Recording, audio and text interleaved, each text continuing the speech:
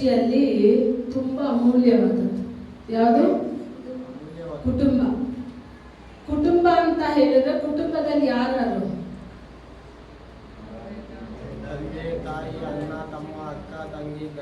ಅವ್ರನ್ನೆಲ್ಲ ತಳ್ಳಿ, ತಂದೆ ತಾಯಿ ಅಕ್ಕ ತಂಗಿ ಇವ್ರನ್ನೆಲ್ಲ ತಳ್ಳಿ ಕುಟುಂಬ ಒಂದು ಗಂಡ ಹೆಂಡತಿ ಮಕ್ಕಳು.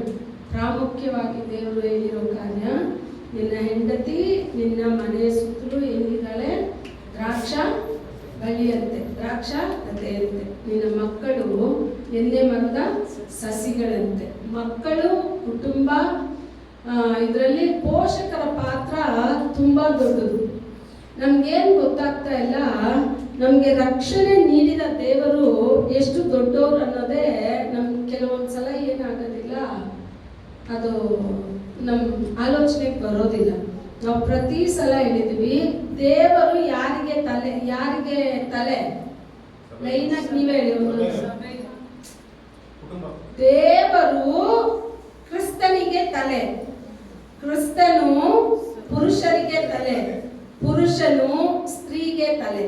ಇವಾಗ ಹೇಳಿ, ದೇವರು ಕ್ರಿಸ್ತನಿಗೆ ತಲೆ, ಕ್ರಿಸ್ತನು ಪುರುಷನಿಗೆ ತಲೆ, ಪುರುಷನು ಸ್ತ್ರೀಗೆ ತಲೆ.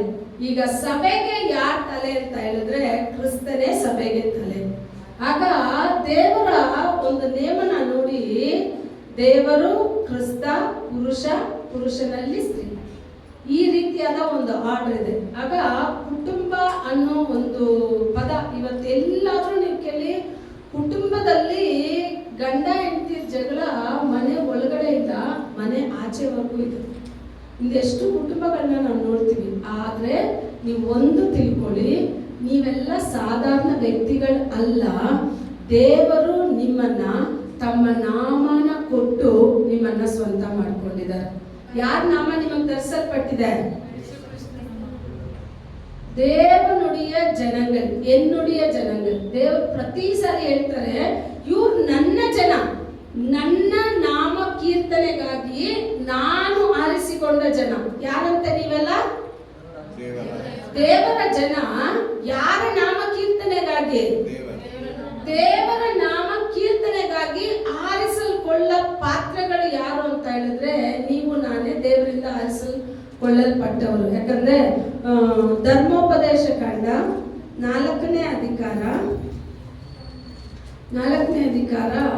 7ನೇ ವಚನ ನೋಡಿ. Deuteronomy chapter 4 7th verse.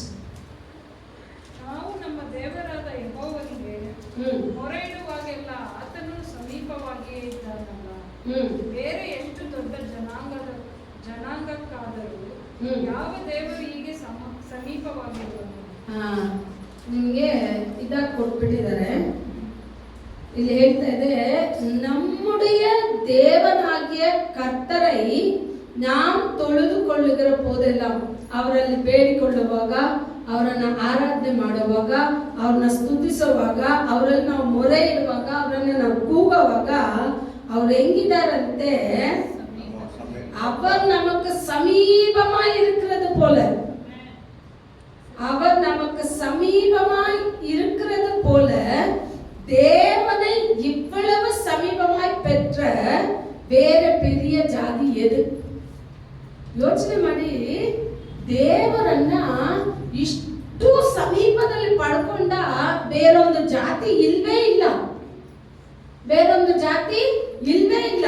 ನಾನು ಹೇಳ್ತೀನಿ, ನಾವು ನಮ್ಮ ಧೈರ್ಯದಿಂದ ಹೇಳ್ಬೋದು, ಇಂದು ನನ್ನ ದೇವರಾದ ಯೇಸು ಕ್ರಿಸ್ತನು ಜೀವಿಸ್ತಾ ಇದ್ದಾರೆ, ಇಂದು ನನ್ನ ದೇವರಾದ ಯೇಸು ಕ್ರಿಸ್ತನು ಮಾತಾಡ್ತಾರೆ, ಇಂದು ನನ್ನ ದೇವರಾದ ಯೇಸು ಕ್ರಿಸ್ತ ನನ್ನ ಶಬ್ದನ ಕೇಳ್ತಾರೆ, ಇಂದು ನನ್ನ ದೇವರಾದ ಯೇಸು ಕ್ರಿಸ್ತ ನನಗಾಗಿ ಎಲ್ಲವನ್ನ ಮಾಡಿ ಮುಗಿಸಿದ್ದಾರೆ.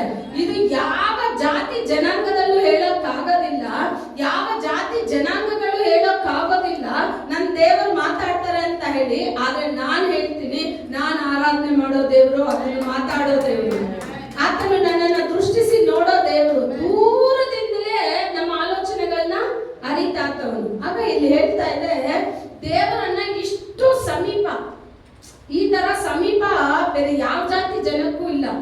ಲೋಕದಲ್ಲಿ ಇಸ್ರೇಲ್ ಜನರನ್ನ ದೇವರು ಆರಿಸ್ಕೊಳ್ಳುವಾಗ ನಾನಾ ರೀತಿ ಜನಗಳಿದ್ದಾರೆ. ಆದ್ರೆ ನಾನಾ ರೀತಿ ಜನಗಳಲ್ಲಿ ದೇವರು ಬಯಸುವ ಗುಣಗಳೇ ಇಲ್ಲ, ದೇವರು ಮೆಚ್ಚುವ ಕಾರ್ಯಗಳೇ ಇಲ್ಲ. ಎಲ್ಲ ಜನಾಂಗಗಳು ಹೆಂಗಿದ್ದಾರೆ ಅಂದ್ರೆ ಅವ್ರವ್ರ ಇಷ್ಟಕ್ಕೂ ಅವ್ರಿಗೆ ಮೆಚ್ಚುಗೆಯಾದ ವಿಗ್ರಹಗಳು, ಅವ್ರು ಬಯಸುವ ದೇವರುಗಳು, ಅವ್ರಿಗೆ ಯಾವ್ದೆಲ್ಲ ಬೇಕೋ ಅದನ್ನೆಲ್ಲ ರೂಪಾಂತರ ಮಾಡಿ ದೇವರ ವಚನ ಹೇಳ್ತಾ ಇದೆ, ಮೇಲೆ ಆಕಾಶದಲ್ಲಿ, ಭೂಮಿಯಲ್ಲಿ, ಭೂಮಿಯ ಕೆಳಗಡೆ ಸಮುದ್ರದಲ್ಲೂ ಸಹ ಯಾವೊಂದು ಸ್ವರೂಪನೂ ನೀವು ಇಡ್ಲೇಬಾರ್ದು ಅಂತ ಹೇಳ್ತಾ ಇದೆ. ಆಗ ದೇವರನ್ನ ಒಂದು ಸ್ವರೂಪದ ರೂಪದಲ್ಲಿ ನಾವು ಇಡಕ್ಕಾಗೋದಿಲ್ಲ. ಯಾಕೆ ಅಂದ್ರೆ ಆತನು ಸ್ವರೂಪ ಇಲ್ಲದೆ ಎಲ್ಲ ಕಡೆ ವ್ಯಾಪಿಸಿರೋ ದೇವರು ಯಾರು ಅಂತ ಹೇಳಿದ್ರೆ ನಾವು ಆರಾಧನೆ ಮಾಡೋ ಯೇಸು ಕ್ರಿಸ್ತ. ಈಗ ದೇವರು ಹೇಳ್ತಾ ಇದ್ದಾರೆ, ಅವರೇ ಸ್ವತಃ ಹೇಳ್ತಾ ಇದ್ದಾರೆ, ದೇವರನ್ನ ಮೋಸೆ ಮಾತಾಡುವಾಗ ತಮ್ಮ ಜನರ ಹತ್ರ ಮಾತಾಡುವಾಗ ಹೇಳ್ತಾರೆ, ದೇವರನ್ನ ಇಷ್ಟು ಸಮೀಪ ಪಡೆದ ಜಾತಿ ಬೇರೆ ಯಾವ್ದಾದ್ರೂ ಇದೆಯಾ? ಯಾವ್ದಾದ್ರೂ ಇದೆಯಾ? ಯಾವ ಜಾತಿನಲ್ಲೂ ಇಲ್ಲ, ಯಾವ ಜನಾಂಗಗಳಲ್ಲೂ ಇಲ್ಲ. ದೇವರು ಯಾರನ್ನ ಆರಿಸಿಕೊಂಡಿದಾರೋ ಅವರಿಗೆ ದೇವರೇ ಸಮೀಪವಾಗಿದ್ದಾರಂತೆ. ಆಗ ನಿಮ್ಮನ್ನ ದೇವರು ಆರಿಸಿಕೊಂಡಿದ್ದಾರೆ ಅಂತ ಹೇಳಿದ್ರೆ ದೇವರು ನಿಮ್ಗೆ ಹೆಂಗಿದ್ದಾರೆ? ಸಮೀಪವಾಗಿದ್ದಾರೆ.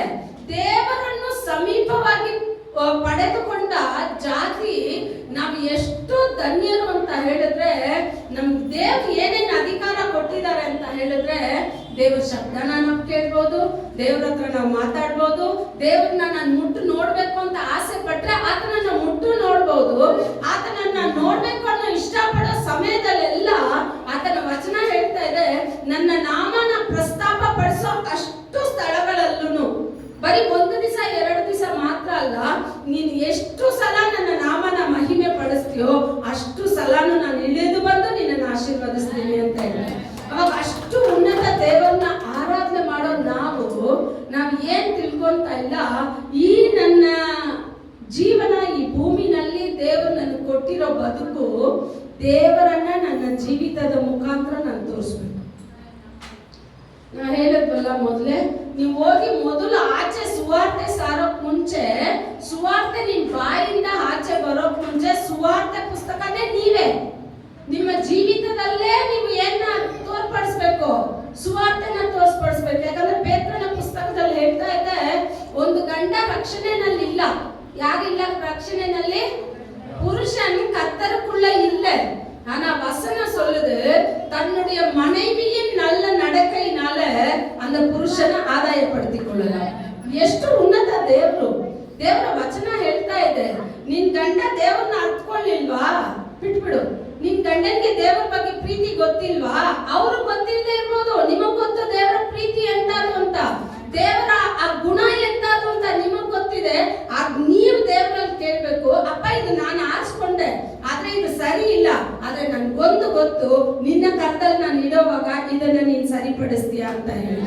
ನಾವ್ ಏನ್ ಮಾಡಲ್ಲ, ದೇವ್ರ ಹತ್ರ ಹೋಗೋದಿಲ್ಲ. ದೇವ್ರು ಹೇಳ್ತಾರೆ, ನಿನ್ ಪ್ರಾಬ್ಲಮ್ ಏನಿದೆ, ಐಸಾಯ 43 ನಲ್ಲಿ ಹೇಳ್ತಾರೆ, ನಿನ್ನ ಸಮಸ್ಯೆಗಳನ್ನ ನನ್ನ ಬಳಿ ತಗೊಂಡು ಅಂತಾರೆ. ಏನ್ ಹೇಳ್ತಾರೆ ದೇವ್ರು? ಸಮಸ್ಯೆಗಳನ್ನ ನಾವು ದೇವರ ಬಳಿಯಲ್ಲಿ ತಗೊಂಡೋದ್ರೆ ಆತನು ಆಲೋಚನಾ ಕರ್ತನು, ಅದ್ಭುತವಾಗಿ ಬಿಡಿಸುವ ದೇವರು. ಆತನು ನಮ್ಮ ಸಮಸ್ಯೆಗೆ ಆಲೋಚನೆಯನ್ನ ಕೊಟ್ಟು ನಾವು ನಡಿಬೇಕಾದ ದಾರಿಯನ್ನು ಸಹ ಅವ್ರು ನಮಗ್ ತೋರಿಸ್ಕೊಟ್ಬಿಡ್ತಾರೆ. ನಾವೆಲ್ಲಿ ತಗೊಂಡೋಗಲ್ಲ ಸಮಸ್ಯೆನ. ಇವಾಗ ಇಬ್ರು ವ್ಯಕ್ತಿಗಳಿಗೆ ಜಗಳ ಆಗುತ್ತೆ ಅಂತ ತಿಳ್ಕೊಳ್ಳಿ. ಅವ್ರಿಬ್ರ ಹತ್ರ ನೀವು ಮಾತಾಡಿದ್ರೆ, ಇವ್ರ ಕಡೆ ನಿಂತ್ಕೊಂಡು ನೋಡಿದ್ರೆ ಇವ್ರು ಮಾತಾಡೋದು ಕರೆಕ್ಟ್ ಅನ್ಸುತ್ತೆ, ಅವ್ರ ಕಡೆ ಇರೋರ ಮೇಲೆ ಕೋಪ ಬರುತ್ತೆ. ಮತ್ತೆ ನಾವು ಆ ಕಡೆ ಹೋಗಿ ನಿಂತ್ಕೊಂಡು ಮಾತಾಡಿದ್ರೆ ಅವ್ರು ಹೇಳೋದು ಕರೆಕ್ಟ್ ಅನ್ಸುತ್ತೆ, ಇವ್ರ ಮೇಲೆ ನಮ್ಗೆ ಕೋಪ ಬರುತ್ತೆ. ಆಯ್ತಾ? ಅವಾಗ ಎರಡು ಕಡೆನೂ ಅವ್ರು ನಿಂತಿರೋ ಸ್ಥಾನದಲ್ಲೇ ಅವ್ರು ನಿಂತಿದ್ರೆ ಆ ಕೋಪ ಹೆಚ್ಚಾಗಿ ಹಂಗೆ ಇರುತ್ತೆ. ಯಾವಾಗ ಆ ಗುಣನ ನಾವು ಬಿಟ್ಟು ನಮ್ಮನ್ನ ತಗ್ಗಿಸಿ ದೇವರ ಕರ್ತವ್ಯ, ದೇವ್ರು ಹೇಳ್ತಾರೆ, ನೀನ್ ನನ್ನನ್ನು ಪ್ರೀತಿ ಮಾಡ್ತೀಯ ಅಂತ ಹೇಳ್ತೀಯ, ನೀನ್ ನನ್ನನ್ನ ಆರಾಧನೆ ಮಾಡ್ತೀನಿ ಅಂತ ಹೇಳ್ತೀವಿ, ಎಲ್ಲ ನೀನ್ ಮಾಡ್ತೀಯ, ಆದ್ರೆ ನನ್ನ ಹೋಲಿಕೆನಲ್ಲಿ ನಾನು ಸೃಷ್ಟಿ ಮಾಡಿದ ಮನುಷ್ಯನನ್ನ ನೀನ್ ಪ್ರೀತಿ ಮಾಡ್ತಾ ಇಲ್ಲ. ದೇವರನ್ನ ಪ್ರೀತಿ ಮಾಡ್ತೀವಿ ಅಂತ ಹೇಳ್ತೀವಿ, ಆದ್ರೆ ಮನುಷ್ಯ ಯಾರ ಹೋಲಿಕೆನಲ್ಲಿ ಇದ್ದಾರೆ? ದೇವರ ಹೋಲಿಕೆ.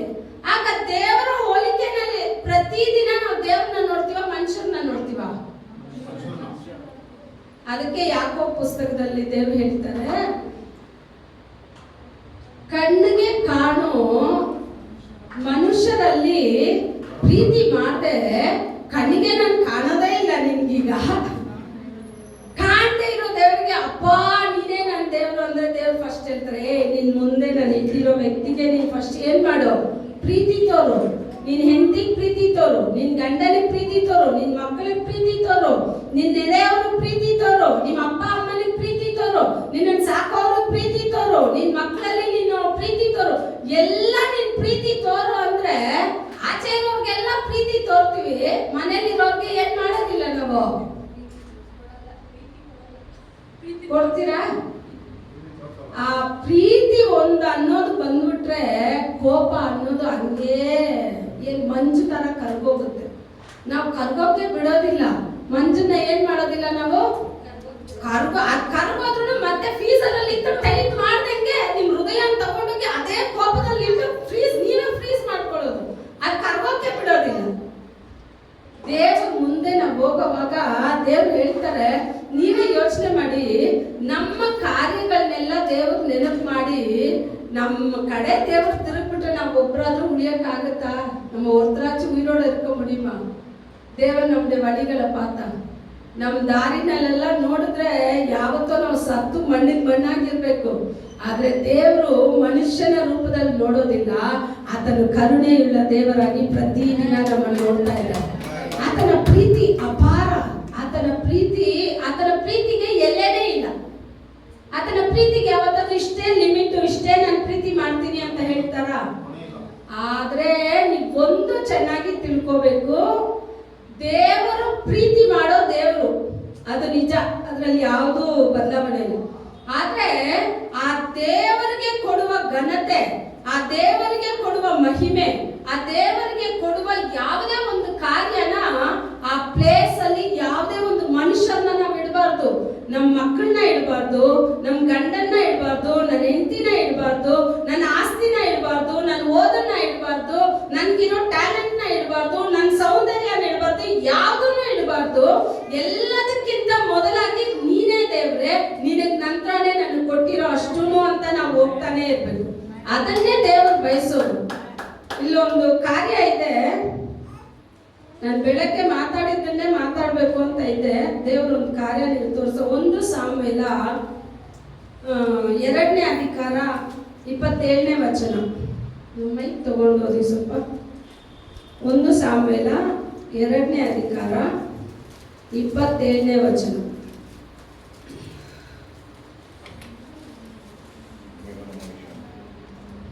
ಫಸ್ಟ್ ಸಾಮುವೇಲ್ 2nd chapter 27 ವಚನ.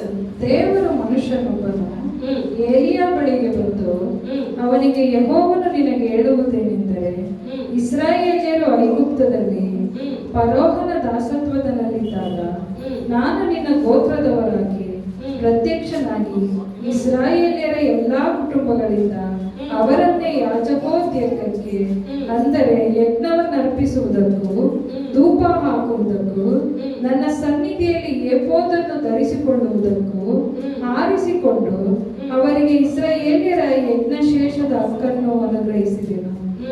ನನ್ನ ಪ್ರಜೆಗಳಾದ ಇಸ್ರಾಯೇಲ್ಯರು ನನ್ನ ಆಜ್ಞಾನುಸಾರವಾಗಿ ನನ್ನ ಮಂದಿರಕ್ಕೆ ತರುವ ಯಜ್ಞ ನೈವೇದ್ಯಗಳ ಘನತೆಯನ್ನು ನೀವು ಭಂಗಪಡಿಸಿ ಅವುಗಳ ಶ್ರೇಷ್ಠ ಭಾಗಗಳಿಂದ ನಿಮ್ಮನ್ನು ಕೊಬ್ಬಿಸಿಕೊಳ್ಳುವುದೇಕೆ? ನೀನು ನನ್ನನ್ನು ಗೌರವಿಸುವುದಕ್ಕಿಂತ ಹೆಚ್ಚಾಗಿ ನಿನ್ನ ಮಕ್ಕಳನ್ನೇ ಗೌರವಿಸುವುದು ಸರಿಯೋ? ನಿನ್ನ ಗೋತ್ರದವರು ಸಂತಾನದವರು ನಿರಂತರವೂ ನನ್ನ ಸನ್ನಿಧಿಯಲ್ಲಿ ಸೇವೆ ಮಾಡಬಹುದು ಎಂದು ಆಜ್ಞಾಪಿಸಿದ ಇಸ್ರಾಯೇಲ್ ದೇವರಾದ ಯೆಹೋವನೆಂಬ ನಾನು ಈಗ ತಿಳಿಸುವುದೇನೆಂದರೆ, ಅದು ನನಗೆ ದೂರವಾಗಿರಲಿ. ನನ್ನನ್ನು ಸನ್ಮಾನಿಸುವವರನ್ನು ಸನ್ಮಾನಿಸುವೆನು, ನನ್ನನ್ನು ತಿರಸ್ಕರಿಸುವವರು ತಿರಸ್ಕಾರ ಹೊಂದುವರು. ನಾನು ನಿನ್ನ ಮತ್ತು ನಿನ್ನ ಮನೆಯರ ಬಾಹುಬಲವನ್ನು ಮುರಿಯುವ ದಿನಗಳು ಬರುವವು. ಇಲ್ಲಿ ಏನ್ ಘಟನೆ ನಡೀತಾ ಇದೆ ಅಂತ ಹೇಳಿದ್ರೆ ಅರ್ಥ ಆಯ್ತಾ? ಎಷ್ಟು ಸಲ ಓದಿರ್ತೀರ? ಏನ್ ಕಾರ್ಯ ನಡೀತಾ ಇದೆ ಅಲ್ಲಿ? ಒಂದು ಕುಟುಂಬದಲ್ಲಿ ಈಗ ಮಕ್ಕಳು ಬೆಳೆದು ಬರ್ತಾ ಇದ್ದಾರೆ ಅಂತ ಹೇಳಿದ್ರೆ, ಮಕ್ಕಳಿಗೆ ಯಾರು ತುಂಬಾ ಶ್ರೇಷ್ಠರು ಅಂತ ಹೇಳಿದ್ರೆ ಪೋಷಕರೇ ಮಕ್ಕಳಿಗೆ ತುಂಬಾ ಶ್ರೇಷ್ಠರು. ಪೋಷಕರಾದ ನೀವು ಇವತ್ತು ನಿಮ್ಮ ಮಕ್ಕಳು ಚಿಕ್ಕವರಾಗಿರ್ಬೋದು, ಆದ್ರೆ ಮುಂದೆ ಅವ್ರು ಬೆಳೀತಾ ಬರ್ತಾ ಇದ್ದಾರೆ. ನೀವು ನಡೆಸೋ ದಾರಿ ನಿಮ್ಮ ಮಕ್ಕಳ ಆಶೀರ್ವಾದನ ನೀವು ಕಣ್ ತುಂಬ ನೋಡ್ಬೋದು. ಸರಿನಾ? ಇಲ್ಲಿ ಹೇಳ್ತಾ ಇದೆ, ಏಲಿ ಕುಟುಂಬ ಏನ್ ಮಾಡ್ತಾ ಇದ್ದಾರೆ, ಏಲಿನೇ ಈ ಇಸ್ರೇಲ್ ಜನರಲ್ಲಿ ನ್ಯಾಯಸ್ಥಾಪಕರೆಲ್ಲ ಮುಗಿದ ತಕ್ಷಣ 1 ಸಾಮ್ವೇಲದಲ್ಲಿ ಪ್ರಾರಂಭ ಮಾಡುವಾಗ ಸಿಲೋವಾಮ್ ಗೂಡಾರದ ಆ ಸ್ಥಳದಲ್ಲಿ ಯಾರು ಯಾಜಕರಾಗಿದ್ದಾರೆ ಅಂತ ಹೇಳಿದ್ರೆ ಏಲಿನೇ ಯಾಜಕರಾಗಿದ್ದಾರೆ. ಈಗ ಏಲಿಯ ಮಕ್ಕಳು ಏನ್ ಮಾಡ್ತಾ ಇದ್ರೆ, ಏಲಿ ತುಂಬಾ ವಯಸ್ಸಾಯ್ತು, ಕಣ್ಣು ಅವನಿಗೆ ಮೊಬ್ಬಾಯ್ತು. ಆದ್ರೆ ಏಲಿಯ ಮಕ್ಕಳು ಏನ್ ಮಾಡ್ತಾ ಇದ್ದಾರೆ, ನ್ಯಾಯ ಸ್ಥಾಪನೆ ಮಾಡುತ್ತಾರೆ. ಯಾಕಂದ್ರೆ ದೇವರು ಅವ್ರಿಗೆ ಯಾವ ಪಟ್ಟಾಣ ಕೊಟ್ಟಿದ್ದಾರೆ ಅಂದ್ರೆ ಯಾಜಕರ ಪಟ್ಟಾಣ ಕೊಟ್ಟಿದ್ದಾರೆ, ದೇವರ ಸಮ್ಮುಖದಲ್ಲಿ ಸೇವೆ ಮಾಡುತ್ತೆ. ಪೋಷಕರಾದ ನಿಮಗೆ ದೇವರ ಸಭೆಯಲ್ಲಿ ಒಂದು ಸ್ಥಾನವನ್ನು ಕೊಟ್ಟಿದ್ರೆ ಯಾವತ್ತಿಗೂ ನಾವು ತಿಳ್ಕೋಬೇಕು, ಆ ಸ್ಥಾನ ಬಂದ್ಬಿಟ್ಟು ನನ್ನಿಂದ ಬಂದಿದ್ದಲ್ಲ, ನನ್ನ ದೇವರು ಬಯಸಿ ಇಷ್ಟಪಟ್ಟು ಆ ಸೇವೆಯನ್ನ ಕೊಡೋದು. ಆ ದೇವರ ಸಭೆಯಲ್ಲಿ ಒಂದು ಗುಡಿಸೋ ಕೆಲಸ ನನಗಿದೆ ಅಂತ ಹೇಳಿದ್ರೆ ಆತನ ಆಲಯದಲ್ಲಿ ನಾನು ಗುಡಿಸ್ಬೇಕು ಅಂತ ಆತ ಇಷ್ಟಪಡ್ತಾ ಇದ್ದಾನೆ. ಅದನ್ನ ನಾವು ಕೀಳಾಗಿ ತಿರಸ್ಕಾರ ಮಾಡಬಾರ್ದು. ಅದನ್ನ ಹೆಂಗ್ ಗೌರವ ಪಡಿಸ್ಬೇಕಂದ್ರೆ, ನಿನ್ನ ಆಲಯದಲ್ಲಿ ಒಂದು ಕೆಲಸನ ನನಗೆ ಕೊಟ್ಟಿದ್ಯಲ್ಲ ದೇವ್ರೆ, ನನ್ನನ್ನ ನೀನ್ ನೆನಪು ಮಾಡಿದ್ದಕ್ಕಾಗಿ ನಿನಗೆ ಕೋಟಿ ಸ್ತೋತ್ರ ಅಂತ ಹೇಳ್ಬೇಕು. ಒಂದೊಂದು ಇಲ್ಲಿ ಹೇಳ್ತಾ ಇದ್ದಾರೆ ದೇವ್ರು. ನಿಮ್ ಕನ್ನಡದಲ್ಲಿ ಹಂಗೆ ಬರ್ದ್ಬಿಟ್ಟಿದ್ದಾರೆ, ತಮಿಳಲ್ಲಿ ಎಷ್ಟು ಚೆನ್ನಾಗಿ ಬರ್ತಿದ್ದಾರೆ ನೋಡಿ. என் வாசஸ்தலத்திலே 29ನೇ ವಚನ, என் வாசஸ்தலத்திலே செலுத்தும்படி நான் கட்டளையிட்ட என் பலியையும் என் காணிக்கையையும் நீங்கள் ಉದೈಪಾನೇನ್. ಉದೈಪಾನೇನ್ ಅಂದ್ರೆ ಜಾಡ್ಸಿ ಹೊಡೆಯೋದು, ಉದೈಪಾನೇನ್ ಅಂದ್ರೆ ಅವಾಗ ದೇವರ ಕಾಣಿಕೆನ ದೇವರಿಗೆ ಸಮರ್ಪಿಸಬೇಕಾದ ಆ ಘನತೆನ ಏಲಿ ಮಕ್ಕಳು ಯಾವ್ದ್ರಲ್ಲಿ ಹೊಡಿತಾ ಇದ್ದಾರೆ, ಕಾಲಲ್ಲಿ ತಿರಸ್ಕಾರ ಮಾಡ್ಕೊಂಡು ಅವ್ರು ಬೇಕಾದನ್ನ ತಗೊಂಡು ದೇವರ ಆಲಯದಲ್ಲಿ ಬರುವ ಆ ಕಾಣಿಕೆ ಅದನ್ನ ಯಾವಾಗ ಮಕ್ಕಳು ತಮ್ಮ ಸ್ವಾರ್ಥಕ್ಕಾಗಿ ಉಪಯೋಗ ಮಾಡ್ತಾರೋ ದೇವರ ಕೋಪ ಅಲ್ಲಿ ಇಲ್ಲದೆ ಇಳಿಯುತ್ತೆ. ದೇವರು ಯಾವಾಗ್ಲೂ ದೇವರ ಆಲಯದಲ್ಲಿ ಅವ್ರು ಹೇಳ್ತಾರೆ, ನನ್ನ ಕಾಣಿಕೆನ ನೀವು ಎಷ್ಟುವರೆಗೂ ತಿರಸ್ಕಾರ ಮಾಡ್ತೀರಾ, ಎಷ್ಟುವರೆಗೂ ಹೊಡಿತೀರಾ, ಎಷ್ಟುವರೆಗೂ ಅದ್ರಲ್ಲಿ ಭಯ ಭಕ್ತಿ ಇಲ್ಲದೆ ಇರ್ತೀರಾ ಅಂತ ಹೇಳಿ ಇವಾಗ ದೇವ್ರು ಹೇಳ್ತಾರೆ, ನಿನ್ನನ್ನ ನಾನು ಯಾಜಕನಾಗಿ ಪಡ್ಕೊಂಡು ನಾನು ಏನ್ ನಿನಗೆ ವಾಗ್ದಾನ ಮಾಡಿದೆ, ನೀನ್ ಯಾವಾಗ್ಲೂ ನನ್ನ ಆಲಯದಲ್ಲಿ ಕೆಲಸ ಮಾಡ್ತೀಯ ಅಂತ ನಾನು ನಿನಗೆ ವಾಗ್ದಾನ ಮಾಡಿದೆ. ಈಗ ನಾನು ಅದನ್ನ ವಾಪಸ್ ತಗೊಂತಾ ಇದ್ದೀನಿ. ನನ್ನನ್ನ ಘನಪಡಿಸೋನ್ನ ನಾನು ಘನಪಡಿಸ್ತೀನಿ, ನನ್ನನ್ನ ತಿರಸ್ಕಾರ ಮಾಡೋನ್ನ ನಾನು ತಿರಸ್ಕಾರ ಮಾಡೇ ಮಾಡ್ತೀನಿ. ಕೆಲವೊಂದ್ಸಾರಿ ಎಲ್ಲರೂ ಹೇಳ್ತಾರೆ, ದೇವ್ರು ಯಾವತ್ತೂ ತಳ್ಳೋದಿಲ್ಲ, ಯಾವತ್ತೂ ತಿರಸ್ಕಾರ ಮಾಡೋದಿಲ್ಲ. ಇಲ್ಲ, ದೇವರು ಎಷ್ಟು ಪ್ರೀತಿ ಸ್ವರೂಪನೋ ಅಷ್ಟಕ್ಕಷ್ಟಾಗಿ ಕೋಪ ಉಳ್ಳ ದೇವರು. ಆತನ ಕೋಪನ ತಡೆಯಕ್ಕೆ ಯಾರಿಂದಲೂ ಸಾಧ್ಯ ಇಲ್ಲ. ಆತನ ಒಂದು ಕಾರ್ಯ ಮಾಡ್ಬೇಕು ಅಂತ ಚಿಂತ ಮಾಡ್ಕೊಂಡ್ಬಿಟ್ರೆ, ತೀರ್ಮಾನ ಮಾಡ್ಕೊಂಡ್ಬಿಟ್ರೆ ಅದನ್ನ ಬದಲಾಯಿಸೋ ಶಕ್ತಿ ಲೋಕದಲ್ಲಿ ಒಬ್ಬನಿಗೂ ಇಲ್ಲ. ಅಷ್ಟು ಉನ್ನತ ದೇವರು ನಾವು ಆರಾಧನೆ ಮಾಡೋ ದೇವರು.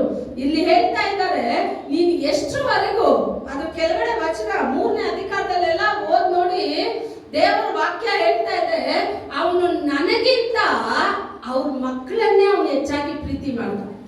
ಏಲಿ ಯಾರನ್ನ ಹೆಚ್ಚಾಗಿ ಪ್ರೀತಿ ಮಾಡ್ದ? ದೇವರಿಗಿಂತ. ಎಲ್ಲರೂ ಹೇಳ್ತಾ ಇದ್ದಾರೆ ಬಂದು, ಏಲಿ ನಿನ್ ಮಕ್ಕಳೇನು ಇಷ್ಟು ದುರ್ಮಾರ್ಗವಾಗಿ ನಡೀತಾ ಇದ್ದಾರೆ, ದೇವ್ರಿಗೆ ಭಯ ಪಡೋ ಭಯ ಇಲ್ಲ. ದೇವರ ಆಲಯಕ್ಕೆ ಬರೋ ಸ್ತ್ರೀಗಳ ಜೊತೆ ನಿನ್ ಮಕ್ಕಳು ಸಂಬಂಧ ಬೆಳೆಸಿದ್ದಾರೆ. ನಿನ್ ದೇವರಿಗೆ ಅಂತ ನಾವು ಪಡೆಯೋಕೆ ತರೋ ಕಾಣಿಕೆನ ನಿನ್ ಮಕ್ಕಳು ಭಯ ಭಕ್ತಿ ಇಲ್ದೇನೆ ಅದ್ರಲ್ಲಿ ಕೈ ಇಟ್ಟು ಕಾಣಿಕೆನ ತಗೊಂತಾ ಇದ್ದಾರೆ. ಎಷ್ಟರವರೆಗೆ ಇರುತ್ತೆ ವಚನ ಹೇಳ್ತಾ ಇದೆ, ಮನುಷ್ಯರು ಬರ್ತಾ ಬರ್ತಾ ಬರ್ತಾ ಈ ಏಳಿಯ ಮಕ್ಕಳ ಮುಖಾಂತರ ದೇವರ ಕಾಣಿಕೆನೇ ಅಸಹ್ಯ ಪಟ್ಟರಂತೆ. ಈಗ ಒಂದು ಕುಟುಂಬ ಆಸಾರ್ಯರಾಗಿ ಲೇವಿ ಗೋತ್ರದಲ್ಲಿ ಅವ್ರನ್ನ ಆಯ್ಕೆ ಮಾಡಿ ಇಕ್ಕಿದ್ದಾರೆ. ದೇವರು ಯಾವುದಕ್ಕೆ ಅವ್ರನ್ನ ಆಯ್ಕೆ ಮಾಡಿದ್ರು ಅಂತ ಹೇಳಿದ್ರೆ ನನ್ನ ಸಮ್ಮುಖದಲ್ಲಿ ನಿತ್ಯವೂ ಆತನ ಕೆಲಸ ಮಾಡಬೇಕು ಅಂತ. ಆದ್ರೆ ಈಗ ಕುಟುಂಬ ಏನನ್ನ ಕಳ್ಕೊಂಡಿದೆ ಅಂತ ಹೇಳಿದ್ರೆ ಇಲ್ಲಿ ನಾವು ನೋಡೋದು ಎರಡು ಕಾರ್ಯ ಬರುತ್ತೆ. ಮಕ್ಕಳ ಮಾಡಿದ ತಪ್ಪನ್ನ ಪೋಷಕರಿಗೆ ದೇವರು ತಿಳಿಸ್ಕೊಡೋವಾಗ ಅಯ್ಯೋ ನಾನು ಹೇಳಿದ್ರೆ ನನ್ನ ಮಕ್ಳು ಏನ್ ಆಗ್ತಾರೆ ಅಂತ ನೀವು ಚಿಂತೆ ಪಡಬಾರ್ದು. ಅವರ ತಪ್ಪುಗಳನ್ನ ತಿದ್ದಿ ಅವರನ್ನ ಸರಿದಾರಿ ತಂದ್ಬಿಡ್ಬೇಕು. ಅಯ್ಯೋ ನನ್ನ ಮಕ್ಕಳು ಬೆಳೆದು ಬಿಟ್ರು, ಅವ್ರು ಜೋರಾಗಿ ಹೇಳಿದ್ರೆ ಆಗಲ್ಲ ಅಂತ ಹೇಳಿದ್ರೆ ಈ ಮಕ್ಕಳಿಗೆ ಯಾವ ದಂಡನೆ ಬಂತು ಗೊತ್ತಾ? ಒಂದೇ ದಿವಸ ಮರಣ, ಒಂದೇ ದಿವಸ ಇಬ್ರಿಗೂ ಒಂದೇ ಸಲ ಬಂತು. ಹೆಂಗ್ ಬಂತು ಮರಣ? ಅದ್ರ ಕೆಳಗಡೆ ಓದಿ ನೇತ್ರ 31 ಓದಿ. ನಾನು ನಿನ್ನ ಮತ್ತು ನಿನ್ನ ಮನೆಯರ ಬಾಹುಬಲವನ್ನು ಮುರಿಯುವ ದಿನಗಳು ಬರುವವು. ನಿನ್ನ ಮನೆಯಲ್ಲಿ ಯಾರೂ ಪೂರ್ಣಾಯುಷ್ಯವನ್ನು ಮುಟ್ಟುವುದಿಲ್ಲ. ನಿನ್ನ ವೈರಿಯು ನನ್ನ ಮಂದಿರದಲ್ಲಿ ಸೇವೆ ಮಾಡುವುದನ್ನು ನೋಡುವಿ. ಇಸ್ರಾಯೇಲ್ಯರಿಗೆ ಸರ್ವ ಶುಭವನ್ನು ದಯಪಾಲಿಸುವೆನು. ಆದರೆ ನಿನ್ನ ಮನೆಯಲ್ಲಿ ಯಾರೂ ಪೂರ್ಣಾಯುಷ್ಯವನ್ನು ಮುಟ್ಟುವುದೇ ಇಲ್ಲ. ನಾನು ನನ್ನ ಸಾನ್ನಿಧ್ಯ ಸೇವೆ ಎಂದು ತೆಗೆದು ಹಾಕದೆ ಒಬ್ಬನನ್ನಾದರೂ ಉಳಿಸಿದರೆ ಅವನು ನಿನ್ನ ಕಣ್ಗೆಡಿಗೂ ಮನೋವ್ಯತೆಗೂ ಕಾರಣನಾಗುವನು. ನಾನು ನಿನ್ನ ಸಂತಾನದವರೆಲ್ಲರೂ ಕತ್ತಿಯಿಂದ ಸಂಹೃತರಾಗುವರು. ಇದೆಲ್ಲ ನೆರವೇರುವುದೆಂಬುದಕ್ಕೆ ನಿನ್ನ ಮಕ್ಕಳಾದ ಒಫ್ನಿ ಫೀನೆಹಾಸರು ಒಂದೇ ದಿವಸದಲ್ಲಿ ಸಾಯುವುದು ಗುರುತಾಗಿರುವುದು. ನೋಡಿ, ದೇವರ ವಾಕ್ಯ ಎಷ್ಟು ಕಠಿಣವಾಗಿದೆ ಅಂತ ಯೋಚನೆ ಮಾಡಿ. ಪೋಷಕರು ಮಕ್ಕಳು, ಇವತ್ತು ನಮ್ಮ ಸಭೆ ಚಿಕ್ಕದಾಗಿದೆ, ಆದರೆ ಮುಂದೆ ಸಭೆ ಬೆಳೆಯುತ್ತೆ. ಆ ಬೆಳೆಯೋವಾಗ ಸಮಯದಲ್ಲಿ ನೀವೆಲ್ಲ ಯಾವ ಸ್ಥಾನಕ್ಕೆ ಬರಬೇಕು ಅಂತ ಹೇಳಿದ್ರೆ ಅನೇಕ ಕುಟುಂಬಕ್ಕೆ ಆಲೋಚನೆ ಹೇಳೋ ಒಂದು ಪ್ರಾಮುಖ್ಯವಾದ ಸ್ಥಾನಕ್ಕೆ ಬರಬೇಕು. ಅನೇಕ ಕುಟುಂಬಗಳಿಗೆ ದೇವರ ವಾಕ್ಯನ ಸಾರೋದು, ದೇವರ ಐಕ್ಯತೆಯಲ್ಲಿ ಕುಟುಂಬ ಅನ್ನೋದು ಯಾವುದು ಅನ್ನೋದನ್ನ ನಾವು ಮೊದಲು ತಿಳ್ಕೊಂಡ್ರೆ ಮಾತ್ರನೇ ದೇವರ ಸೇವೆನ ಮಾಡೋಕ್ಕೆ ಸಾಧ್ಯ. ಇವಾಗ ಕುಟುಂಬದಲ್ಲಿ ದೇವರ ಸೇವೆನ ಏಲಿ ಕುಟುಂಬ ಕೊಟ್ಟರು ದೇವರು. ಅದೇ ಏಲಿ ತನ್ನ ಮಕ್ಕಳಿಗೆ ಪ್ರಾಮುಖ್ಯವನ್ನ ಕೊಟ್ಟ. ಇನ್ನು ಕೆಲವರು ಹಂಗೆ ಮಾಡ್ತಾರೆ, ತಮ್ಮ ಮಕ್ಕಳು ಏನೇ ತಪ್ಪು ಮಾಡಿದ್ರು ಹೇಳಿದ್ರು ಅದನ್ನ ಒಪ್ಕೊಳ್ಳೋ ಸ್ಥಾನ ಅವ್ರಿಗೆ ಬರೋದಿಲ್ಲ, ಅದನ್ನ ಒಪ್ಕೊಳ್ಳೋದು ಇಲ್ಲ. ಆದ್ರೆ ಇದನ್ನೆಲ್ಲ ಯಾರು ನೋಡ್ತಾರೆ ಅಂದ್ರೆ ದೇವ್ರ ಕಣ್ಗಳ ದೃಷ್ಟಿಸಿ ನೋಡ್ತಾನೆ ಇರುತ್ತೆ. ಪ್ರತಿ ಬಾರಿ ಎಚ್ಚರಿಕೆ ಕೊಡ್ತಾನೆ ಇರ್ತಾರೆ. ಕೊಟ್ಟಾಗ್ಲೂ ಅದನ್ನ ಕೇಳಿಲ್ಲ ಅಂತ ಹೇಳಿದ್ರೆ ದೇವರ ದಂಡನೆಯನ್ನು ಬರೋದು ಖಂಡಿತ. ಅದನ್ನ ತಪ್ಪಿಸೋಕೆ ಯಾರಿಂದಲೂ ಸಾಧ್ಯ ಇಲ್ಲ. ಯಾವಾಗ್ಲೂ ದೇವರ ಸಮ್ಮುಖಕ್ಕೆ ಹೋಗುವಾಗ, ಈಗ ಇದು ಒಂದು ದೇವರ ಮನುಷ್ಯ ಬಂದು ಏನಿಗೆ ಹೇಳ್ತಾ ಇದ್ದಾನೆ, ನಿನ್ ಮಕ್ಳು ಹಿಂಗಿದ್ದಾರೆ, ನೀನ್ ಏನ್ ಮಾಡ್ತಾ ಇದೀಯಾ, ಅವ್ರನ್ನ ನೀನು ಎಚ್ಚರಿಕೆ ಕೊಡ್ತಾ ಇಲ್ಲ, ಏನ್ ಮಾಡ್ತಾ ಇದ್ದೆ. ಅವ್ನು ಹೇಳುವಾಗ ಹೆಂಗ್ ಹೇಳ್ತಾನೆ ಗೊತ್ತಾ? ನನ್ ಮಕ್ಳೇ, ನಾನ್ ಕೇಳೋ ಸುದ್ದಿ ಏನ್ ಮಕ್ಳೇ, ನೀವ್ ಯಾಕೆ ಹಿಂಗ್ ದೇವ್ರ ಆಲಯದಲ್ಲಿ ಮಾಡ್ತಾ ಇದ್ದೀರಾ, ಇದೆಲ್ಲ ಬೇಡ ಬಿಟ್ಬಿಡಿ ಅಂತ ಹೇಳಿ ಹೋಗಿ ಪ್ಲೀಸ್ ಮಾಡೋ ತರ ಮಾಡ್ತಾ ಇದ್ದಾನೆ. ಪ್ಲೀಸ್ ಮಾಡೋದಲ್ಲ, ಖಂಡಿತವಾಗಿ ಹೇಳ್ಬೇಕು, ಇದು ದೇವರ ಆಲಯದ ಸೇವೆ, ಇದು ದೇವರ ಆಲಯಕ್ಕೆ ಬರುವ ಕಾಣಿಕೆ, ಇದು ದೇವರ ಆಲಯದಲ್ಲಿ ಸಮರ್ಪಣೆ ಮಾಡುವುದು. ಅಷ್ಟು ಯಾರು ಸಮರ್ಪಣೆ ಅಂದ್ರೆ ಇಸ್ರಾಯೇಲಿನ ದೇವರಿಗೆ ಸಮರ್ಪಣೆ.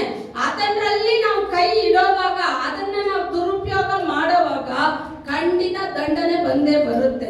ಯಾವಾಗ್ಲೂ ಅಷ್ಟೇ, ನಮಗ್ ಕೊಡೋ ಕಾಣಿಕೆನಲ್ಲೂ ಅಷ್ಟೇ, ಎಲ್ಲೇ ಹೋದ್ರು ನಮಗ್ ಕೊಡೋ ಕಾಣಿಕೆನಲ್ಲೂ ಒಂದು ಪಾಲು ಅವ್ರು ಯಾರು ತಿಳಿದೆ ನಮ್ ಕರ್ತಲ್ಲಿ ಕೊಟ್ರು ಇದು ಯಾರ ಕಣ್ಣು ನೋಡುತ್ತೆ ಅಂದ್ರೆ ದೇವರ ಕಣ್ಣು ನೋಡ್ತಾನೆ ಇರುತ್ತೆ. ಆ ಕಾಣಿಕೆನ ನಾನು ಹೆಂಗ್ ವೆಚ್ಚ ಮಾಡ್ತೀನಿ, ನನ್ ಮನ ಬಂದಂತೆ ನನ್ ಕಾಣಿಕೆ ಕೊಟ್ರೆ ನಾನು ಅದನ್ನ ನನ್ನ ಸ್ವಂತ ಕುಟುಂಬದ ಕಾರ್ಯಕ್ಕಾಗಿ ಖರ್ಚು ಮಾಡೋಕೆ ನಮ್ಗೆ ಅಧಿಕಾರ ಇದೆ. ಆದ್ರೆ ಅದನ್ನ ಬಯಸೋದಿಲ್ಲ. ಆ ಒಂದೊಂದು ಕಾಣಿಕೆನು ಯಾರಿಗ್ ಮೀಸಲು ಅಂದ್ರೆ ದೇವರಿಗೆ ಮೀಸಲು. ನಮ್ಮನ್ನ ನಂಬಿ ಕೊಡೋದು ಯಾವ್ದು ಗೊತ್ತಾ?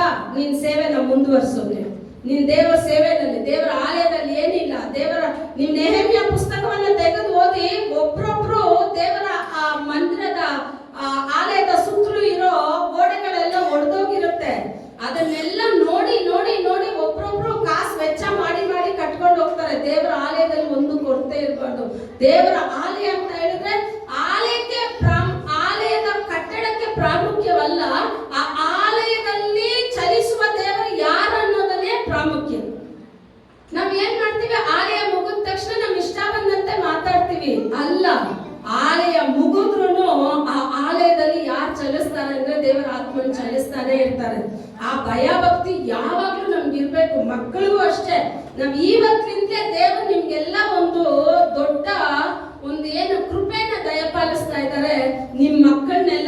ಇವಾಗ್ಲೇ ದೇವರ ಭಯದಲ್ಲಿ ಸಾಕ್ಬಿಡಿ. ಸಭೆ ಒಳಗಡೆ ಬಂದ ತಕ್ಷಣನೇ ಫೋನ್ ನೋಡ್ಬೇಕಾದ ಅವಶ್ಯಕತೆ ಇಲ್ಲ. ಸಭೆ ಒಳಗಡೆ ಬಂದು ಫೋನ್ ಹಾಕೊಡೋದು ಅದು ಇದು ಯಾವ ಕಾರ್ಯನೇ ಇರಬಾರ್ದು. ಮಕ್ಕಳಿಗೆ ನಾವು ಹೇಳ್ಕೊಡ್ಬೇಕು, ಇದು ದೇವರು ಚಲಿಸುವ ಸ್ಥಳ. ಇದು ಯಾರು ಮಾತಾಡ್ತಾರೆ ಅಂದ್ರೆ ನಾವು ಆರಾಧನೆ ಮಾಡೋ ಏಸಪ್ಪ ಮಾತಾಡ್ತಾರೆ. ಹಳೆ ಒಡಂಬಡಿಕೆನೆಲ್ಲ ಅದೇ ಹೇಳ್ತಾರೆ. ದೇವರು ಪ್ರತಿ ಸಾರಿ ಹೇಳ್ತಾರೆ, ನಿನ್ ಮಕ್ಕಳನ್ನ ಕೂರ್ಸು. ಧರ್ಮೋಪದೇಶ ಕಾಂಡ, ವಿಮೋಚನ ಕಾಂಡ, ಇದ್ರಲ್ಲೆಲ್ಲ ನೋಡಿ, ನಿನ್ ಮಕ್ಕಳನ್ನ ಕೂರ್ಸು, ನಿನ್ ಮಕ್ಕಳಿಗೆ ಹೇಳು. ಅವ್ರು ಕೂತ್ಕೊಳ್ಳೋವಾಗ ಮಾತಾಡೋ, ನಡೆಯೋವಾಗ ಮಾತಾಡೋ, ಮಲಗೋವಾಗ ಮಾತಾಡೋ. ನೀನ್ ಎಲ್ಲಾದ್ರೂ ಹೋಗ್ತಾ ಇರೋವಾಗ್ಲೂ ಸಹ ನೀನ್ ಯಾರ ಬಗ್ಗೆ ಮಾತಾಡ್ಬೇಕಾದ್ರೆ ನನ್ ಬಗ್ಗೆ ನಿನ್ ಮಕ್ಕಳಿಗೆ ಮಾತಾಡು. ನಿನ್ ಮಕ್ಕಳು ತಿರ್ಗೋ ಕಡೆ ಎಲ್ಲ ನನ್ ವಚನ ಇರ್ಬೇಕು, ಅವ್ರ ಕೈಯಲ್ಲಿ ನನ್ ವಚನ ಇರ್ಬೇಕು, ಅವ್ರ ಕಿವಿನಲ್ಲಿ ನನ್ ವಚನ ಇರ್ಬೇಕು. ಯಾಕೆ ಅಂತ ಹೇಳಿದ್ರೆ, ವಚನ ಇಲ್ಲ ಅಂತ ಹೇಳಿದ್ರೆ ಸೈತಾನನ್ನ ನಮ್ಮ ನೋಡ್ಬಿಟ್ಟು ಹೋಗ್ಬಿಡ್ತಾನೆ. ವಚನ ಯಾವಾಗ ನಾವು ಗಟ್ಟಿಯಾಗಿ ಹಿಡಿತೀವೋ ಆಗ ನಮಗ್ ಗೊತ್ತು ಈ ವಚನ ಪ್ರತಿ ಬಾರಿ ನನ್ನ ನಡೆಸ್ತಾನೆ ಇರುತ್ತೆ. ಯಾಕೆ ದಾವಿದ ಅದೇ ಹೇಳ್ತಾನೆ, ನಿನ್ನ ವಚನ ನನ್ನ ಕಾಲಿಗೆ ದೀಪವಾಯ್ತು, ನನ್ನ ದಾರಿಗೆ ಬೆಳಕು. ದಾರಿ ಬೆಳಕು ಯಾವುದು? ಕಾರ್ಗತ್ತಲಲ್ಲಿ ಆತನ ವಚನ ಬೆಳಕಾಗಿ ಪ್ರಜ್ವಲಿಸುತ್ತೆ. ಆತನ ವಚನ ನಮ್ಮನ್ನ ನಡೆಸುತ್ತೆ. ಎಷ್ಟೇ ಕಾರ್ಗತ್ತಲು ಇರ್ಲಿ, ಆತನ ವಚನ ನನ್ನಲ್ಲಿ ಇರೋದಾದ್ರೆ ಆತನ ವಚನ ನನ್ನ ನಡೆಸುತ್ತೆ. ಈಗ ಏಲಿ ಹತ್ರ ದೇವರ ಮನುಷ್ಯ ಬಂದು ಏಲಿನೂ ಯಾರು ತಿತ್ಕೊಳ್ಳಿಲ್ಲ, ಏಲಿ ತಿತ್ಕೊಳ್ಳಿಲ್ಲ. ಈಗ ಸಾಮುವೇಲನ್ನ ಅವ್ರ ತಾಯಿ ತಗೊಂಡು ಬಂದು ಎಲ್ಲಿ ಬಿಡ್ತಾರೆ? ದೇವರ ಆಲಯದಲ್ಲಿ ಬಿಡ್ತಾರೆ. ಈಗ ಸಾಮುವೇಲ್ ಎಲ್ಲಿ ಬೆಳಿಬೇಕು? ಯಾರು ಆಸಾರಿನಾಗ ಯಾರು ಇರೋದಲ್ಲಿ? ಏಲಿ ಬೇರೆ, ಎಲಿಯಾ ಬೇರೆ, ಎಲಿಶಾ ಬೇರೆ. 3 ಜನ ಇದ್ದಾರೆ. ಒಂದೊಂದು ಸ್ವಲ್ಪ ವ್ಯತ್ಯಾಸ. ಏಲಿ, ಎಲಿಯಾ, ಎಲಿಶಾ. ಇದು ಬಂದ್ಬಿಟ್ಟು ಏಲಿ. ಇದು ಯಾವ ಕಾಲ ಅಂತ ಹೇಳಿದ್ರೆ ಸಾಮುವೇಲ್ ಪುಸ್ತಕ, ಸಾಮುವೇಲ್ ಬರೋ ಕಾಲದಲ್ಲಿ. ಈಗ ಸಾಮುವೇಲ್ನ ತಂದು ಬಿಡೋವಾಗ ಸಾಮುವೇಲ್ ಬಂದು ದೇವರ ಆಲಯದಲ್ಲಿ ಮಲಗಿದ್ದಾರೆ. ಈಗ ದೇವ್ರು ಏನ್ ಮಾಡ್ತಾ ಇದ್ದಾರೆ? ಸಾಮುವೇಲ್ ಹತ್ರ ಮಾತಾಡ್ತಾ ಇದ್ದಾರೆ. ಸಾಮುವೇಲ್ ಅಂತ ಕರೆದ ತಕ್ಷಣ ಇವ್ನು ಓಡೋಗಿ ಏನ್ ಕೇಳ್ತಾನೆ? 3ನೇ ಅಧಿಕಾರದಲ್ಲಿ ಬರುತ್ತೆ ಆ ಕಾರ್ಯ ಎಲ್ಲ. ಎಲ್ಲಿ ಬರುತ್ತೆ ಅಂದ್ರೆ 3ನೇ ಅಧಿಕಾರದಲ್ಲಿ ಬರುತ್ತೆ. ನೀವು ಓದ್ ನೋಡಿ, ಮನೆಗೆ ಹೋಗ್ಬಿಟ್ಟು ಓದ್ ನೋಡಿ. ಸಾಮುವೇಲ್ ಅಂತ ಕರೆಯುವಾಗ ಇವ್ನು ಓಡೋಗ್ಬಿಟ್ಟು ಏನ್ ಮಾಡ್ತಾರೆ? ಏಲಿ ಹತ್ರ, ನೀವು ನನ್ನನ್ನು ಕರೆದ್ರಲ್ಲ ಅಂತ. ಏನ್ ಹೇಳ್ತಾರೆ? ನಾನು ನಿನ್ ಕರೀಲಿಲ್ಲ, ಹೋಗಿ ಮಲ್ಕೊ. 1 ಸಲ, 2 ಸಲ, 3 ಸಲ ಅವ್ನ್ ಯಾಕೆ ಬಂದು ಏಲಿ ಹತ್ರ ಕೇಳ್ತಾನೆ? ಇವಾಗ ದೇವ್ರು ಕರೀತಾ ಇರೋದು, ಓಕೆನಾ? ಯಾಕೆ ಏಲಿ ಹತ್ರ ಬಂದ್ಬಿಟ್ಟು ನೀವು ನನ್ನನ್ನು ಕರೆದ್ರ ಅಂತ ಕೇಳಲಿಲ್ಲ, ಇಲ್ಲ ನೀವು ನನ್ನನ್ನು ಕರೆದಂಗಿತ್ತಲ್ಲ, ನನ್ನನ್ನು ಯಾರೋ ಕರೆದ್ರು ಅಂತ ಅವ್ನು ಕೇಳಿಲ್ಲ. ಅವ್ನು ಹೆಂಗ್ ಕೇಳ್ತಾನೆ? ನೀವು ನನ್ನನ್ನು ಕರೆದ್ರಲ್ಲ ಅಂತ ಅವ್ನು ಬಂದು ಕೇಳ್ತಾನೆ. ಯಾಕೆ ಹಂಗೆ ಕೇಳ್ಬೇಕು ಅವನು?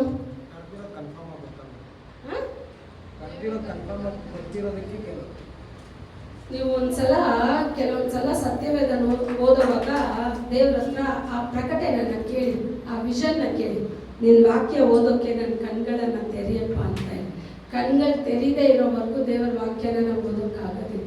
ಇಲ್ಲಿ ಏಲಿ ಹತ್ರ ಯಾಕೆ ಬಂದು ಅವ್ನು ಕೇಳ್ತಾನೆ ಅಂತ ಹೇಳಿದ್ರೆ, ದೇವರು ಯಾವ ಶಬ್ದದಲ್ಲಿ ಮಾತಾಡ್ತಾ ಇದ್ದಾರೆ ಅಂದ್ರೆ, ದೇವರ ಅನುಭವ ಇಲ್ಲ. ದೇವರ ಅನುಭವ ಇಲ್ಲ ಅಂದ್ರೂ ಇವಾಗ ಬೇರೆ ವಾಯ್ಸ್ ಅಲ್ಲಿ ಮಾತಾಡಿದ್ರೆ ಅವ್ನು ಹೋಗಿ ಏಲಿ ಹತ್ರ ಕೇಳ್ಬೇಕಾದಿಲ್ಲ ಅಲ್ಲ. ಅವ್ನು ಹೋಗಿ ಕೇಳೋವಾಗ ಏನ್ ಹೇಳ್ತಾ ಇರ್ತಾನೆ? ಇವಾಗ ಬೇರೆ ವಾಯ್ಸ್ ಅಲ್ಲಿ ಕರೆದಿದ್ರೆ ಅವ್ನು ಏನ್ ಕೇಳ್ಬಹುದು? ಏಲಿ ಹತ್ರ ಹೋಗಿ ಯಾರೋ ನನ್ ಕರೆದ್ರು ಅಂತ ಅವ್ನು ಹೇಳ್ಬೋದಾಗಿತ್ತು. ಅವ್ನು ಯಾರೋ ಕರೆದ್ರು ಅಂತ ಹೇಳಿಲ್ಲ, ನೀವು ಕರೆದ್ರಲ್ಲ ಅಂತ ಬಂದು ಹೇಳ್ತಾನೆ. ಆಗ 3 ಸಲನೂ ಅವ್ನ ಕಿವಿಗೆ ಬಂದ ಶಬ್ದ ಯಾರ ಶಬ್ದವಾಗಿತ್ತು ಅಂತ ಹೇಳಿದ್ರೆ ಏಲಿ ಶಬ್ದವಾಗಿತ್ತು.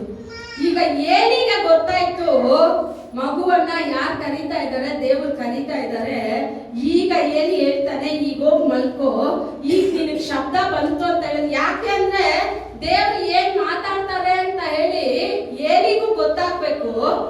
ಆವಾಗ ಏಲಿ ಆಸಾರನಾಗಿರೋದ್ರಿಂದ ಏಲಿ ಸಾಮುವೇಲನಿಗೆ ದೇವರನ್ನು ಪರಿಚಯ ಮಾಡ್ಬೇಕು. ಈಗ ಅವ್ನು ಹೇಳ್ತಾನೆ, ನೀನು ಹೋಗಿ ಮಲ್ಕೋ, ಇನ್ನೊಂದ್ಸಲ ವಾಯ್ಸ್ ಬಂತು ಅಂತ ಹೇಳಿದ್ರೆ ನೀನ್ ಹೇಳು, ಇದೋ ನಾನು ಇದೀನಿ ದೇವ್ರೆ ಅಂತ ಹೇಳು. ಈಗ 3ನೇ ಸಲ 3 ಸಲ ಬಿಟ್ಟು 4ನೇ ಸಲ ಒಂದು ವಾಯ್ಸ್ ಬರ್ತಾ ಇದೆ, ಸಾಮುವೇಲೇ ಅಂತ ಹೇಳಿದ ತಕ್ಷಣನೇ ದೇವ್ರು ಇವಾಗ ಸಾಮುವೇಲ್ ಹೇಳ್ತಾನೆ, ಇದೋ ನಾನು ಇದೀನಿ, ಮಾತಾಡಿ ಅಂತ. ಆಗ ದೇವರು ನಿಮ್ಮನ್ನು ಕರೆಯೋ ಸ್ಥಾನದಲ್ಲಿ ನೀವು ಬಂದು ನಿಲ್ಲಬೇಕು. ದೇವರು ನಿಮ್ಮ ಹತ್ರ ಮಾತಾಡ್ಬೇಕು. ದೇವರು ನಿಮ್ಮ ಹತ್ರ ಮಾತಾಡೋಕೆ ಇಷ್ಟಪಡ್ತಾರೆ. ಈ ಕೊನೆ ಕಾಲದಲ್ಲಿ ಅನೇಕ ಕಾರ್ಯಗಳು ಲೋಕದಲ್ಲಿ ನಡೀತಾ ಇದೆ. ಎಲ್ಲ ಕಾರ್ಯಗಳನ್ನ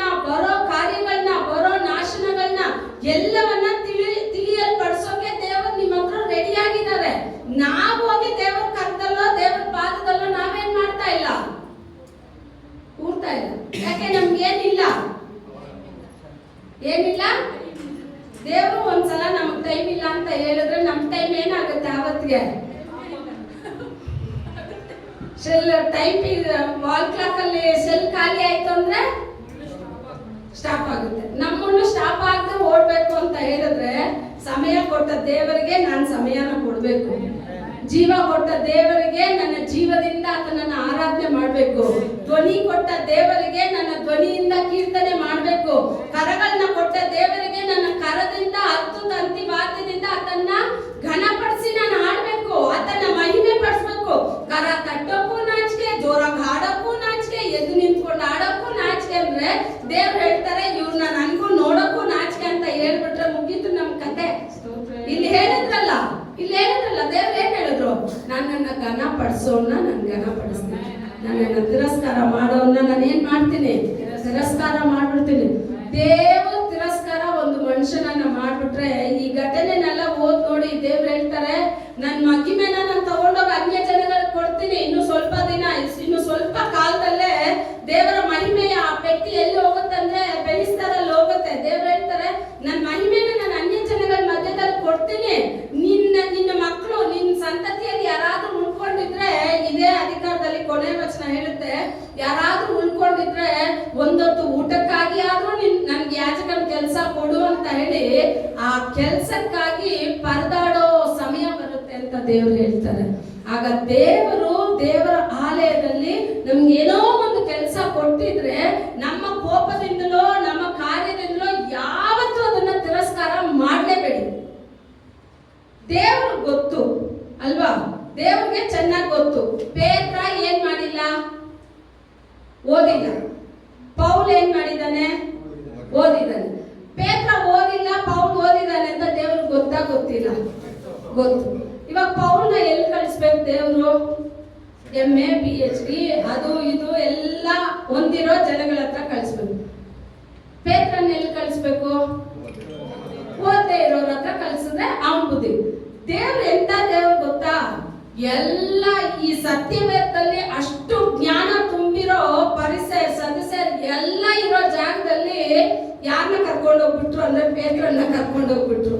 ಈ ಪೇತ್ರ ಯೋಚನೆ ಮಾಡಿ, ದೇವ್ರ ವಚನ ಹೇಳಿತ್ತಲ್ಲ, ನಿಮ್ಮನ್ನ ಅಧಿಕಾರಿಗಳ ಮುಂದೆ ತಗೊಂಡೋಗಿ ನಿಲ್ಸೋವಾಗ ನೀವು ಅಯ್ಯೋ ನಾನು ಏನ್ ಮಾತಾಡ್ಬೇಕು ಅಂತ ನೀವು ಚಿಂತೆ ಪಡಬೇಡಿ, ಮಾತಾಡೋರು ನೀವಲ್ಲ, ಆತ್ಮ ಸ್ವರೂಪನು.